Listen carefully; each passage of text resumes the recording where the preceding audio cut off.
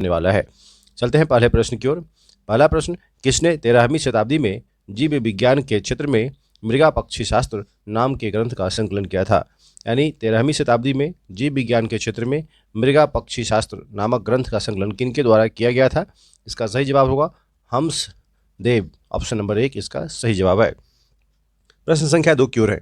किसके आने के बाद और जमीन पर दावा करने के बाद अमेरिकी आदिवासी निवासियों ने उस भूमि पर अपना प्राकृतिक अधिकार खो दिया? प्राकृतिक अधिकार का मतलब होता है जो नेचुरल उसको मिलते थे। तो ये अधिकार किनके आने के बाद खत्म हो गया था? तो यूरोपियों के आगमन के बाद ये सारे अधिकार उनके समाप्त हो गए थे। इससे जुड़ी हुई कुछ बातें ध्यान रखिए। 1588 ईस्वी में इंग्लैंड एवं स्पेन के बीच एक भीषण नौसैनिक युद्ध हुआ था। इस युद्ध में स्पेन की पराजय हुई थी। याद रखिए 1588 में इंग्लैंड और स्पेन के बीच एक नौसैनिक युद्ध हुआ था जिसमें स्पेन की पराजय हुई थी। इसके बाद इंग्लैंड ने अमेरिका में अपनी औपनिवेशिक बस्तियां बसाई थी। इंग्लैंड द्वारा अमेरिका में 1775 ईस्वी तक 13 ब्रिटिश उपनिवेश बसाए जा चुके थे। याद रखिएगा, इन विस्तार से भी प्रश्न पूछे जाते हैं, इसलिए थोड़ा इनको भी ध्यान से समझेंगे। प्रश्न संख्या 3 की ओर है। भारतीय उपमहाद्वीप में धातु का पहला प्रमाण कहाँ पर प्राप्त हुआ था? भारतीय उपमहाद्वीप में धातु का पहला प्रमाण कहाँ पर था? यानी बलूचिस्तान पर था। याद रखिएगा, इसका सही जवाब होगा भारतीय उपमहाद्वीप में धातु की उपस्थिति का प्रथम प्रमाण बलूचिस्तान के मेहरगढ़ से प्राप्त हुए थे। यहाँ से प्राप्त तांबे के मोती लगभग 6000 ईस्वी पूर्व पुराने माने गए हैं। मेहरगढ़ से नवपाषाण काल के बहुत से अवशेष प्राप्त हुए हैं। यहीं से सर्वप्रथम प्राचीनतम कृषि एवं पशुपालन से संबंधित साक्ष्य भी प्राप्त हुए हैं। मेहरगढ़ बलूचिस्तान में बेलन नदी के तट पर अवस्थित है, यह भी आप ध्यान में रखेंगे। अगला प्रश्न, किसने भारत का आर्थिक इतिहास लिखा था? इसका सही जवाब होगा रमेश चंद्र दत्त। रमेश चंद्र दत्त ने भारत का आर्थिक इतिहास लिखा था। ये भारत के प्रसिद्ध प्रशासक, आर्थिक इतिहासज्ञ एवं लेखक तथा रामायण व महाभारत के अनुवादक थे। तो रमेश चंद्र दत्त ने भारत का आर्थिक इतिहास लिखा था। ये भारत के प्रसिद्ध प्रशासक, आर्थिक इतिहासज्ञ एवं लेखक तथा रामायण व महाभारत के अनुवादक थे, रमेश चंद्र दत्त। प्रश्न संख्या 5 की ओर है। दक्कन कृषक राहत अधिनियम कब पारित किया गया था? इसका सही जवाब होगा 1879। दक्कन कृषक राहत अधिनियम 1879 ईस्वी में पारित किया गया था। इस अधिनियम में दक्कन के किसानों की बेहतरी के लिए कई उपाय किए गए थे। इस अधिनियम ने किसानों की भूमि के अलावा के अलगाव पर भी प्रतिबंध लगा दिया था, यानी भूमि के अलगाव पर प्रतिबंध बैन कर दिया गया था। इस अधिनियम के द्वारा कर्जदार किसानों को गिरफ्तार न करने का प्रावधान किया गया था। तो इतनी सारी बातें इनसे जुड़ी हुई ध्यान में रखेंगे। अगला प्रश्न 6 की ओर है। किसने poverty and un British rule in India नामक पुस्तक लिखी है? इसका सही जवाब होगा ऑप्शन नंबर 3, दादा भाई नेरोजी। दादा भाई नेरोजी ने poverty and on British rule in India नामक पुस्तक लिखी। दादा भाई नेरोजी को भारत का grand old man of India यानी भारत का पितामह भी कहा जाता है। इन्होंने 1867 ईस्वी में east India company and east India association की स्थापना की थी। ये सन 1886 ईस्वी में इंग्लैंड में फिन्सबरी क्षेत्र से चुनाव जीतकर ब्रिटिश सांसद भी बने थे। इन्होंने 2 बार 1886 से 1886 और 1906 2 वर्ष में भारतीय राष्ट्रीय कांग्रेस की अध्यक्षता भी की थी, 1886 में और 1906 में। नेरोजी गोपाल कृष्ण गोखले तथा महात्मा गांधी के सलाहकार थे। इन्होंने 1851 ईस्वी में गुजराती भाषा में राष्ट्र गुफ्तार यानी सच बताने वाला नामक साप्ताहिक पत्रिका भी निकालना प्रारंभ किया था।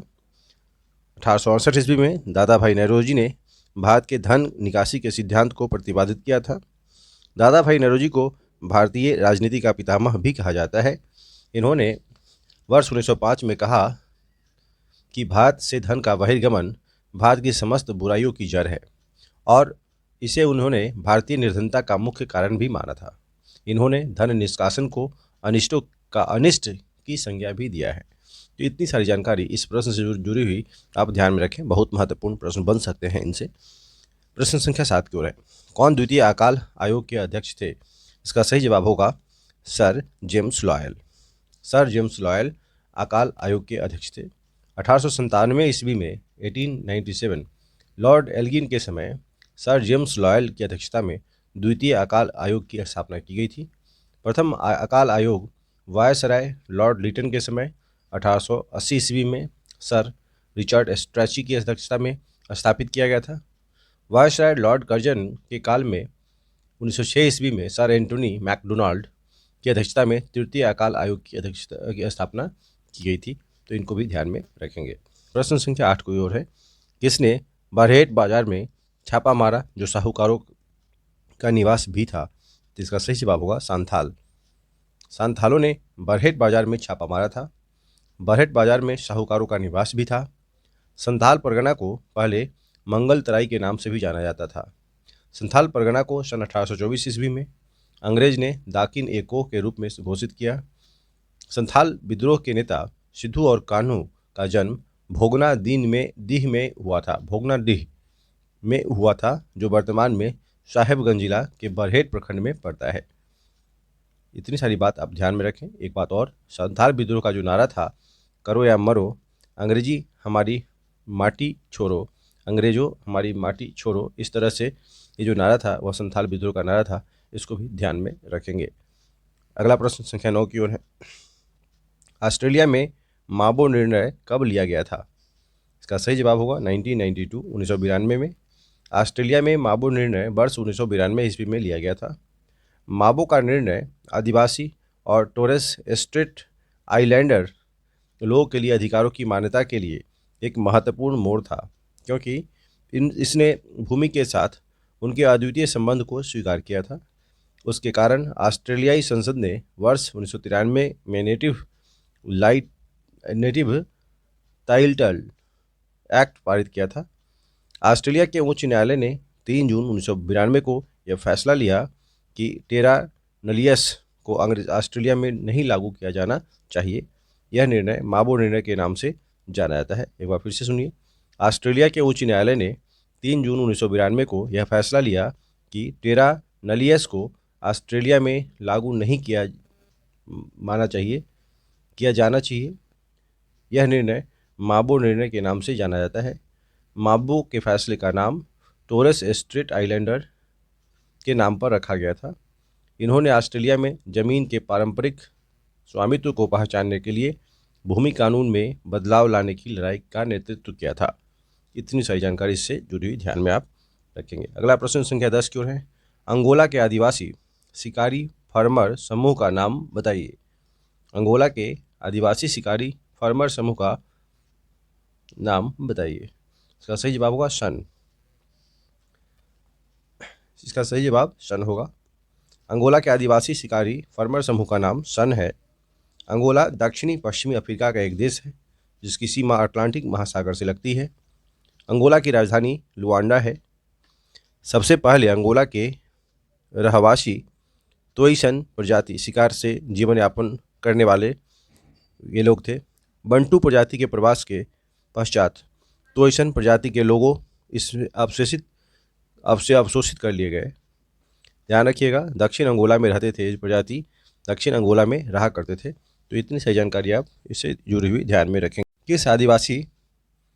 किस आदिवासी समुदाय ने साफा होर होने का दावा किया है? इसका सही जवाब होगा खेवरा। खेवरा आदिवासी समूह ने साफा होर होने का दावा किया। साफा होर आंदोलन को खेरवार आंदोलन के रूप में भी जाना जाता है। यह आंदोलन एक ईश्वर की अवधारणा के साथ साथ सामाजिक सुधार से भी संबंधित है। तो इसको भी आप ध्यान में रखेंगे। प्रश्न संख्या 12 की ओर है। निम्नलिखित में से कौन जापान का आदिवासी समूह है? इसका सही जवाब होगा इसका सही जवाब होगा एनु। Option number 2 एनु। निम्नलिखित में से कौन जापान का आदिवासी समूह है? एनु इसका सही जवाब होगा। एनु आदिवासी समूह जापान में पाया जाता है। ये जापान के उत्तरी भाग और रूस के सुदूर पूर्वी भाग में बसने वाली एक जनजाति है। ये होक्काइडो द्वीप, कुरिल द्वीप और शखालिन द्वीप पर रहते हैं। इस तरह से एनु आदिवासी समूह जापान से जुड़ा हुआ है। ध्यान में रखें। प्रश्न संख्या 13 की ओर है। निम्नलिखित में से कौन 5 सभ्य जनजातियों में से एक है? इसका सही जवाब होगा चोक्ताब। 5 सभ्य जनजातियां निम्न है: चोक्ताब, चेरोकी, चिकासो, क्रीक और सेमिनोल। याद रखें तो चोक्ताब इसका सही जवाब होगा। प्रश्न संख्या 14 की ओर है। पहली रेलगाड़ी यानी रेलवे किसके बीच चली थी? मुंबई से थाने के बीच, यानी थाने से मुंबई। ऑप्शन नंबर 2 इसका सही जवाब है। प्रश्न संख्या 15 की ओर है। निम्नलिखित में से कौन जीवन सिद्धांत को सक्रिय करने, बनाए रखने, पोषण करने और बनाए रखने में मूल तत्वों में से एक नहीं है? इसका सही जवाब होगा जल। ऑप्शन नंबर 4 इसका सही जवाब है। प्रश्न संख्या 16 की ओर है। किसने भारतीय शिल्पकारों को बारूद बनाने की तकनीक सिखाई थी? इसका सही जवाब होगा मुगल। बारूद बनाने की तकनीक भारतीय शिल्पकारों को मुगलों के द्वारा सिखाया गया था। इसका सही जवाब ऑप्शन नंबर 3 होगा। प्रश्न संख्या 17 की ओर है। संथाल विद्रोह कब शुरू हुआ था? इसका सही जवाब होगा 1855 ईस्वी में। ब्रिटिश शासनकाल के दौरान जमींदारों और साहूकारों द्वारा किए जाने वाले अत्याचारों के विरोध में 30 जून 1855 ईस्वी में संथाल विद्रोह का प्रारंभ हुआ। इसका नेतृत्व सिंधु और कान्हू ने किया था। संथाल विद्रोह भारत के प्रथम सशस्त्र जन संघर्ष था। कार्ल मार्क्स ने इस विद्रोह को सशस्त्र जन क्रांति की संज्ञा भी दी थी। संथाल विद्रोह आर्थिक कारणों से बिहार, उड़ीसा में बीरभूम, सिंहभूम, बांकुर, मुंगेर, हजारीबाग, भागलपुर जिले में हुआ था। तो इतनी सारी जानकारी आप ध्यान में रखें। प्रश्न संख्या 18 की ओर है। निम्नलिखित में इनमें से किस व्यक्ति ने 1986 में ताजमहल के परिरक्षण और संरक्षण के लिए एक रिट याचिका दायर की, जिसे आमतौर पर ताज ट्रेपेजियम केस नाम से जाना जाता है? इसका सही जवाब होगा MC मेहता। ऑप्शन नंबर 2 इसका सही जवाब होगा। प्रश्न संख्या 19 की ओर है। अकबर द्वारा किसे जालिनूस अल जमान का खिताब दिया गया था? अकबर द्वारा किसे जालिनूस अल जमान का खिताब दिया गया था? इसका सही जवाब होगा हकीम अली गिलानी। Option number 3। प्रश्न संख्या 20 की ओर है। किस वर्ष में पहला अकाल आयोग स्थापित किया गया था? इसका सही जवाब होगा 1878 ईस्वी में। प्रश्न संख्या 21 की ओर है। 12 वर्ष की आयु में इंदिरा गांधी ने कौन सी संस्था की स्थापना की थी? 12 वर्ष की अवस्था में इंदिरा गांधी ने कौन सी संस्था, तो वानर सेना, याद रखिए, वानर सेना की स्थापना की थी। 12 वर्ष की आयु में इंदिरा गांधी ने वानर सेना नामक संस्था की स्थापना की थी। इंदिरा गांधी को आयरन लेडी के नाम से जाना जाता है। ये भारत की पहली और अब तक की एकमात्र महिला प्रधानमंत्री है। इस तरह से इतनी सारी जानकारी से जुड़ी हुई अब ध्यान में रखेंगे। प्रश्न संख्या 22 की ओर है। किस वर्ष में डच ईस्ट इंडिया कंपनी की स्थापना की गई थी, हुई थी? इसका सही जवाब होगा ऑप्शन नंबर 3, 1602 ईस्वी में। डच ईस्ट इंडिया कंपनी की स्थापना 20 मार्च 1602 ईस्वी को हुई थी। डच लोग हॉलैंड के निवासी थे। भारत आने वाला पहला डच नागरिक कार्नोलिस था। इस कंपनी का मूल नाम, याद रखिएगा, इस कंपनी का एक्चुअली जो डच ईस्ट इंडिया कंपनी थी, PDEF, याद रखिए, PDEF, पुर्तगाली लोग आए थे, उसके बाद डच आए, उसके बाद अंग्रेज आए, उसके बाद फ्रेंच आए। भारत में यूरोपियों के आगमन का क्रम P for Portugal, D for Dutch, E for England, F for France. इतना याद रखिएगा। डच ईस्ट इंडिया कंपनी मसालों के व्यापार से जुड़ी हुई थी। यह मसालों के व्यापार से कंपनी जुड़ी हुई थी। 1759 ईस्वी में बेदरा के युद्ध में डचों को अंग्रेजों ने हराया था। अंग्रेज ने डच को बेदरा के युद्ध में हराया था। कब? 1759 में। इसके बाद भारत में डचों का पतन हो गया था। इतनी सारी बात इन प्रश्न से जुड़ी हुई ध्यान में रखेंगे। प्रश्न संख्या 23 की ओर है। निज आबाद क्या था? निज आबाद क्या था? इंडिगो की खेती का एक रूप था। इंडिगो की खेती का एक रूप था। याद रखिए, नील की खेती दो मुख्य रूप में प्रचलित थी, निज आबाद और रचयती।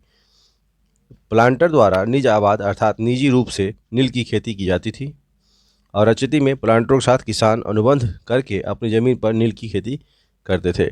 इस तरह से दो चीज़ें आप ध्यान में रखेंगे। प्रश्न संख्या 24 की ओर है। सरोजिनी नायडू को अन्य किस नाम से जाना जाता था? सरोजिनी नायडू को भारत कोकिला के नाम से जाना जाता है। याद रखिए, सरोजिनी नायडू को भारत कोकिला के नाम से भी जाना जाता है। सरोजिनी नायडू भारतीय राष्ट्रीय कांग्रेस की प्रथम महिला भारतीय अध्यक्षा थी। सरोजिनी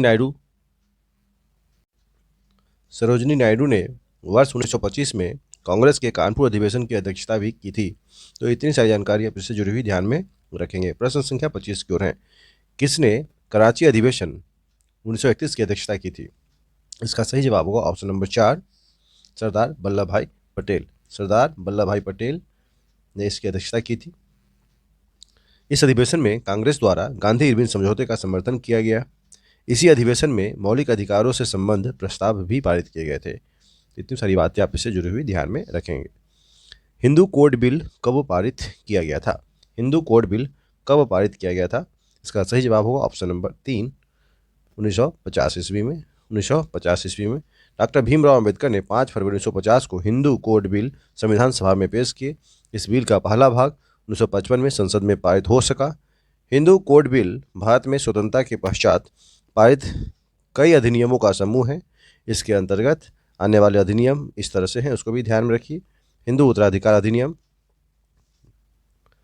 1959 में, हिंदू विवाह अधिनियम, हिंदू अप्राप्त वयता और संरक्षकता अधिनियम, हिंदू दत्तक और भरण पोषण अधिनियम, हिंदू कोड बिल महिलाओं की सामाजिक आर्थिक दशा में सुधार करके उन्हें तरक्की और कामयाबी से जोड़ता था।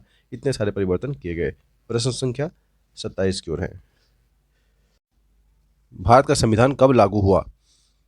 इसका सही जवाब होगा 26 जनवरी 1950 को। ऑप्शन नंबर ए इसका सही जवाब है। संविधान सभा द्वारा भारतीय संविधान को 26 नवंबर 1949 को पारित हो गया था। इसके पश्चात 26 जनवरी 1950 को भारत का संविधान लागू हुआ तथा भारत एक गणतंत्र राष्ट्र बना। मूल संविधान में 22 भाग हैं, 395 अनुच्छेद हैं और 8 अनुसूचियाँ थी। तो इस तरह से ध्यान रखिए, मूल संविधान की अगर बात करें तो उसमें 22 भाग, 395 अनुच्छेद और 8 अनुसूचियाँ थी। भारत 26 जनवरी 1950 से गणतंत्र के रूप में जाना गया। तो इतनी सारी जानकारी इससे जुड़ी हुई आप ध्यान में रखेंगे। प्रश्न संख्या 29 की ओर 28 की ओर है। किस प्रथा के तहत प्रत्येक एशियाई जहाज को पुर्तगालियों से पासपोर्ट लेना आवश्यक था? प्रश्न संख्या 28 एक बार फिर से समझिए। किस प्रथा के तहत प्रत्येक एशियाई जहाज को पुर्तगालियों से पासपोर्ट लेना आवश्यक था? इसका सही जवाब ऑप्शन नंबर 2 होगा, कार्टेज प्रथा। कार्टेज प्रथा के तहत प्रत्येक एशियाई जहाज को पुर्तगालियों से पासपोर्ट लेना आवश्यक था। पुर्तगाली हिंद महासागर में सर्वाधिक शक्तिशाली थे। इसने भारतीय और अरबी जहाज़ों को कार्टेज के बिना अरब सागर में प्रवेश करने से वर्जित कर दिया था। यहाँ तक कि मुगल सम्राट अकबर को भी पुर्तगाली अधिकार वाले क्षेत्र से व्यापार करने के लिए कार्टेज ले जाना पड़ता था। कार्टेज एक्चुअली एक तरह से एक फरमान था, एक प्रकार का क्या था, फरमान। ध्यान रखिएगा। पहला इसका सही जवाब कार्टेज होगा, ऑप्शन नंबर 2। प्रश्न संख्या 29 की ओर है। पहला खरवार आंदोलन कब हुआ था? पहला खरवार आंदोलन कब हुआ था? 1874 में, ऑप्शन नंबर 2। 1874 में पहला खरवार आंदोलन हुआ था। यह आंदोलन अंग्रेजों के विरुद्ध हुआ, एक महत्वपूर्ण अहिंसात्मक संघर्ष था। खरवार आंदोलन का नेतृत्व भागीरथ मांझी द्वारा किया गया था। याद रखिए, झारखंड में हुए जनजातीय सुधार आंदोलन में इसका स्थान उल्लेखनीय है। भागीरथ मांझी को आदिवासियों में बाबा के नाम से जाना जाता था। इस आंदोलन का स्वरूप भी सफाहोर आंदोलन की तरह ही था। याद रखिए, इतनी सारी जानकारी इस प्रश्न से जुड़ी हुई। 1881 ईस्वी की जनगणना के खिलाफ हुआ था। एक्चुअली खरवार आंदोलन का दूसरा चरण दुबधा गोसाई के नेतृत्व में 1881 में जनगणना के खिलाफ हुआ था। तो इतनी सारी जानकारी इस प्रश्न से जुड़ी हुई आप ध्यान में रखेंगे। प्रश्न संख्या 30 की ओर है। 15वीं शताब्दी में पूर्व में चीनियों द्वारा छोड़े गए व्यापार अंतराल को किसने भरा था? इसका सही जवाब ऑप्शन नंबर 3 हो, गुजराती ने। अगले प्रश्न की ओर है। किसने नमक का कानून तोड़ने के समूह को मद्रास के मरीना बीच तक पहुंचाया था? इसका सही जवाब दुर्गाबाई देशमुख, ऑप्शन नंबर 1 इसका सही जवाब है। दुर्गाबाई देशमुख ने नमक कानून तोड़ने के समूह को मद्रास के मरीना बीच तक पहुंचाया था। इन्होंने नमक सत्याग्रह में प्रसिद्ध नेता टी प्रकाशम के साथ भाग लिया था। इस क्रम में उन्होंने 25 मई 1930 को गिरफ्तार कर लिया गया। दुर्गाबाई देशमुख कत्ल मर्डर के मुकदमे में बहस करने वाली पहली महिला वकील थी। 1923 ईस्वी में इन्होंने एक बालिका विद्यालय खोला। इस प्रयत्न के लिए महात्मा गांधी ने इन्हें स्वर्ण पदक से सम्मानित किया था। तो इतनी जानकारी आप ध्यान में रखेंगे। प्रश्न संख्या 32 की ओर है। प्रथम महिला मुख्यमंत्री का नाम बताइए। प्रथम महिला मुख्यमंत्री सुचेता कृपलानी थी, ऑप्शन नंबर 1 इसका सही जवाब होगा। सुचेता कृपलानी प्रथम भारतीय महिला मुख्यमंत्री थी। इन्होंने उत्तर प्रदेश के मुख्यमंत्री के रूप में 2 अक्टूबर 1963 से 13 मार्च 1967 तक कार्य किया था। एक और इम्पोर्टेंट बात, भारत छोड़ो आंदोलन के दौरान भी सुचेता कृपलानी ने लड़कियों को ड्रिल और लाठी चलाना सिखाया था। 15 अगस्त 1947 को संविधान में सभा में वंदे मातरम गाया था। यह जेबी कृपलानी की पत्नी थी। याद रखिएगा, जेबी कृपलानी की पत्नी थी। तो इतनी सारी जानकारी आप इस प्रश्न से जुड़ी हुई ध्यान में रखेंगे। प्रश्न संख्या 33 की ओर है। किसने केप ऑफ गुड होप के आसपास एशिया के लिए सीधे समुद्री मार्ग की खोज की थी? वास्को डी गामा ने केप ऑफ गुड होप के आसपास एशिया के लिए सीधे समुद्री मार्ग की खोज की थी। वास्को डी गामा 17 मई 1948 को 1498 को भारत के तट पर पहुंचा था। इसकी सहायता गुजराती व्यापारी अब्दुल मजीद ने की थी। कालीकट के तत्कालीन राजा जो थे जमोरिन से इसने व्यापार की अनुमति प्राप्त की थी। तो इतनी सारी जानकारी इस प्रश्न से जुड़ी हुई ध्यान में आप रखेंगे। प्रश्न संख्या 34 की ओर है। किसने वाराणसी में केंद्रीय हिंदू महाविद्यालय शुरू किया था? इसका सही जवाब होगा Annie Besant, doctor Annie Besant, option number 2। प्रश्न संख्या 35 की ओर है। किसने महिला यूनियन को कांग्रेस के रचनात्मक कार्य के महत्वपूर्ण भाग के रूप में शामिल किया? इसका सही जवाब ऑप्शन नंबर 3 होगा। Option number 3 Mahatma Gandhi. प्रश्न संख्या 36 की ओर है। पुर्तगाली एशियाई व्यापार का राइशो दीट्रे क्या था? राइशो दीट्रे क्या था? इसका सही जवाब होगा यह ऑप्शन नंबर 3 मिर्च था। ऑप्शन नंबर 3 यानी मिर्च। प्रश्न संख्या 37 की ओर है। 1510 ईस्वी में किसने बीजापुर सुल्तान से गोवा पर कब्जा कर लिया था? 1510 ईस्वी में किसने बीजापुर सुल्तान से गोवा पर कब्जा किया था? Alfonso de Albuquerque, option number 1 इसका सही जवाब होगा। प्रश्न संख्या 38 की ओर है। एकीकृत एवं व्यापक विकास के साधन के रूप में नियोजन को बढ़ावा देने के लिए कांग्रेस द्वारा निम्नलिखित में से किसे प्रायोजित किया गया था? इसका सही जवाब होगा ऑप्शन नंबर 3। ऑप्शन नंबर 3 यानी राष्ट्रीय योजना समिति, राष्ट्रीय योजना समिति। प्रश्न संख्या 39 की ओर है। निम्नलिखित में से कौन 1832 से 33 ईस्वी में कोल विद्रोह का हिस्सा नहीं था? कोल विद्रोह का हिस्सा नहीं था, ऑप्शन नंबर 2 टोटो। प्रश्न संख्या 40 की ओर है। किस जनजाति से बिरसा संबंधित है? बिरसा संबंधित है मुंडा जनजाति से, ऑप्शन नंबर 3 इसका सही जवाब है। बाबिल का क्या अर्थ है? बाबिल का अर्थ क्या है? इस तरह से ऑप्शन नंबर 3 इसका सही जवाब होगा देवताओं का द्वार। बाबिल का अर्थ क्या? देवताओं का द्वार। प्रश्न संख्या 42 की ओर है। किस समुदाय ने मेसोपोटामिया में बेबीलोनिया राजवंश की स्थापना में योगदान दिया था? इसका सही जवाब प्रश्न संख्या 42 का सही जवाब ऑप्शन नंबर 2 होगा एमोरियो। प्रश्न संख्या 43 की ओर है। लिडियन चांदी और सोने के सिक्के को क्या कहा जाता था? यह सही जवाब होगा इसका लाइट क्रोएसिड्स। राजा अस्तेज को किसके द्वारा परास्त किया गया था? इसका सही जवाब ऑप्शन नंबर 4 साइरस होगा। प्रश्न संख्या 45 की ओर है। किसने 25वां और 42वां संशोधन बनाया था? किसने 25वां और 42वां संशोधन बनाया था? तो इंदिरा गांधी ने, ऑप्शन नंबर 3 सही जवाब है। 46वां प्रश्न। किस वर्ष में ब्रिटिश सरकार ने भारत में कैबिनेट मिशन भेजा था? कैबिनेट मिशन 1946 ईस्वी में, ऑप्शन नंबर 4 इसका सही जवाब है। प्रश्न संख्या 47 की ओर है। भारतीय संविधान सभा ने अपना पहला सत्र कब शुरू किया था? भारतीय संविधान से 9 दिसंबर 1946 को, ऑप्शन नंबर 4 इसका सही जवाब है। ए मोनिड अभिजात वर्ग की आधिकारिक भाषा क्या थी? ए मोनिड अभिजात वर्ग की आधिकारिक भाषा क्या थी? तो प्राचीन फारसी, प्राचीन फारसी। प्रश्न संख्या 49 की ओर है। पुस्तक ए हिस्ट्री ऑफ द मराठस के लेखक का नाम बताइए। हिस्ट्री ऑफ मराठस के लेखक कौन थे? तो ग्रांट डफ, ऑप्शन नंबर 2 इसका सही जवाब है। प्रश्न संख्या 50 की ओर है। धर्मतंत्र इतिहास में क्या शामिल है? धर्मतंत्र इतिहास में क्या शामिल है? प्रश्न संख्या 50 का ऑप्शन नंबर 4 धार्मिक आस्था जुड़ी हुई है, इस तरह से इसका ऑप्शन नंबर 4 सही जवाब होगा। प्रश्न संख्या 51 की ओर है। किसने भारतीय सामंतवाद 1966 लिखा था? किसने भारतीय सामंतवाद? ऑप्शन नंबर 3 राम शरण शर्मा। प्रश्न संख्या 52 की ओर है। किसने 1914 ईस्वी में बिहार और उड़ीसा अनुबंध समाज की स्थापना की थी? इसका सही जवाब होगा 52 का सही जवाब ऑप्शन नंबर 4 काशी प्रसाद जायसवाल। प्रश्न संख्या 53 की ओर है। क्षेत्रीय, राष्ट्रीय, महाद्वीपीय, सार्वभौमिक इतिहास आधारित इतिहास के प्रकार है, वो किस इतिहास के प्रकार है? तो ऑप्शन नंबर 1 क्षेत्र इतिहास के, ऑप्शन नंबर 1। प्रश्न संख्या 54 की ओर है। 522 ईसा पूर्व में हखमनी साम्राज्य का शासक कौन बना था? हखमनी साम्राज्य संस्थापक कौन बना था? डेरियस प्रथम, ऑप्शन नंबर 3 सही जवाब होगा।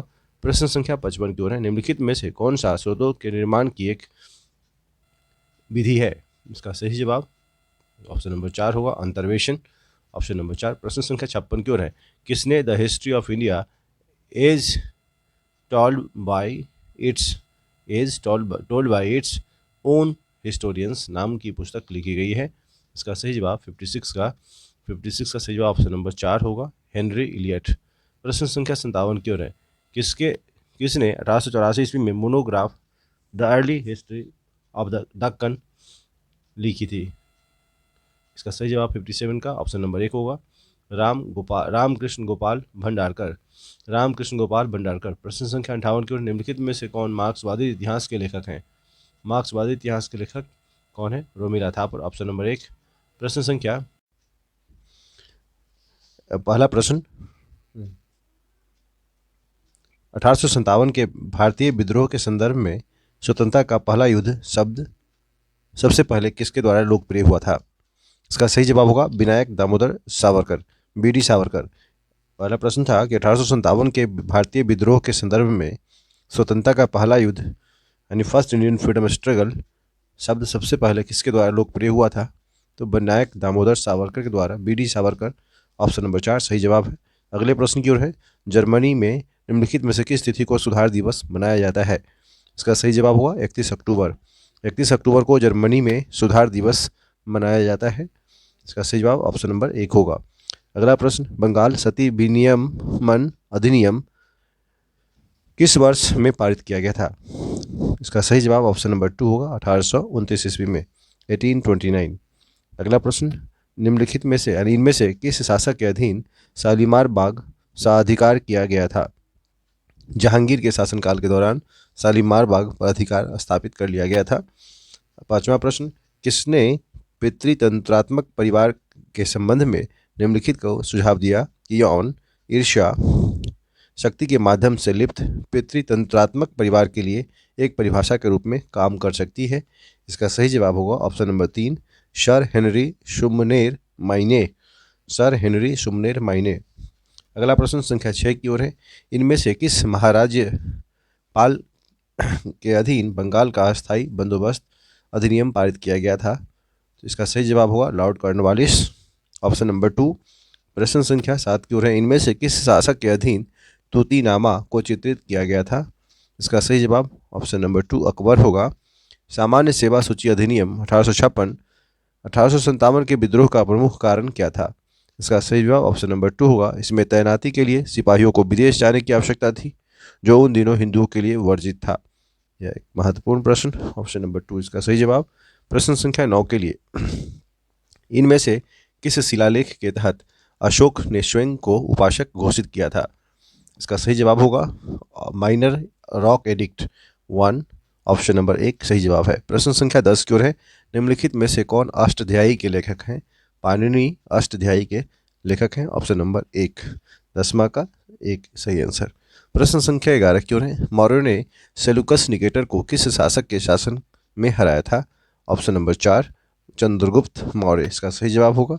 प्रश्न संख्या 12 की ओर है। सिंधु घाटी सभ्यता की पशुपति मुहर निम्नलिखित में से किस स्तर पर खोजी गई थी? मोहनजोदड़ो से खोजी गई थी। सही जवाब ऑप्शन नंबर 1 होगा। प्रश्न संख्या 13 की ओर है। सिंधु घाटी सभ्यता इतिहास में निम्नलिखित में से किस अवधि से संबंधित है? सिंधु घाटी सभ्यता किस युग से संबंधित है? कांस्य युगीन सभ्यता थी, ऑप्शन नंबर 4 इसका सही जवाब होगा।